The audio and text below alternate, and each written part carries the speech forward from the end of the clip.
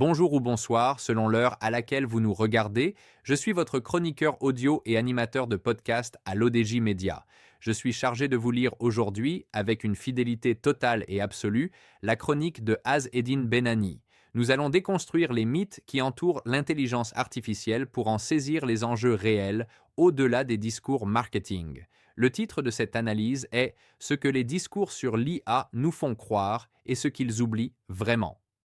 L'intelligence artificielle occupe aujourd'hui une place centrale dans les débats publics, économiques et institutionnels, au Maroc comme ailleurs. À mesure que les usages se diffusent dans les administrations, les entreprises, l'éducation ou la santé, les discours se multiplient, souvent portés par des schémas séduisants opposant LLM, RAG, agent IA et agentique AI, présentés comme les étapes d'une progression naturelle vers une intelligence autonome capable demain de décider, d'agir, voire de gouverner. Ces discours fascinent, mais ils induisent aussi une confusion profonde, car ce qu'ils donnent à voir n'est pas une montée en intelligence, mais une accumulation de couches techniques autour d'un même noyau, le modèle de langage. Un LLM ne pense pas, il ne comprend pas le monde, il n'a ni intention, ni conscience, ni rapport au réel. Il calcule des probabilités linguistiques à partir de données issues du passé et produit des réponses plausibles. Il manipule des signes, pas du sens. L'auteur ajoute que le RAG, souvent présenté comme une avancée décisive, ne change pas la nature du système. Il connecte le modèle à des sources documentaires externes, parfois locales ou organisationnelles. Son apport est réel et utile, amélioration de la fiabilité, réduction des hallucinations, meilleure traçabilité de l'information. Mais il s'agit d'une extension mémorielle contrôlée, d'une prothèse informationnelle. Le RAG n'introduit ni jugement, ni compréhension, ni responsabilité. Avec les agents d'intelligence artificielle, un seuil est franchi, mais là encore fréquemment mal interprété. L'agent n'est pas plus intelligent que le modèle qui le sous-tend. Il est simplement autorisé à agir.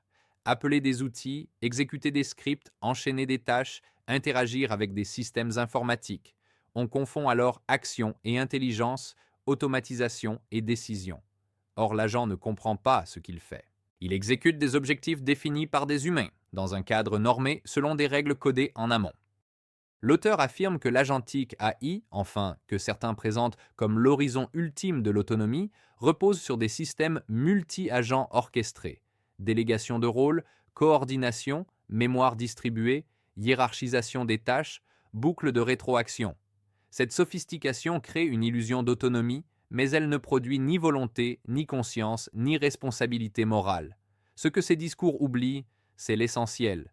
Le véritable enjeu n'est pas technologique. Il est humain, cognitif et politique. Le risque majeur n'est pas que l'intelligence artificielle gouverne les sociétés humaines.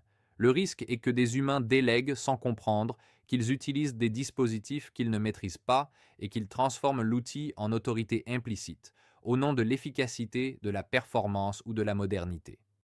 L'auteur pense que dans un pays comme le Maroc, engagé dans une dynamique de transformation numérique et de développement, cette question est centrale. La modernisation ne peut se réduire à l'adoption rapide de technologies importées ou à la fascination pour des solutions clés en main. Elle suppose un effort d'apprentissage, une capacité critique, une compréhension profonde des systèmes déployés. Il ne peut y avoir de souveraineté numérique sans souveraineté cognitive. La souveraineté cognitive, c'est la capacité collective à comprendre les technologies que l'on utilise, à en maîtriser les logiques, à en questionner les effets et à en assumer la responsabilité. C'est refuser de confondre automatisation et intelligence, innovation et progrès, complexité technique et sagesse décisionnelle. L'auteur conclut que l'intelligence artificielle est un objet socio-technique. Elle n'est ni neutre, ni magique, ni autonome. Elle reflète les choix, les valeurs et les limites de ceux qui la conçoivent et de ceux qui l'utilisent. Plus elle devient puissante, plus elle exige des humains formés, responsables et conscients de ce qu'ils délèguent.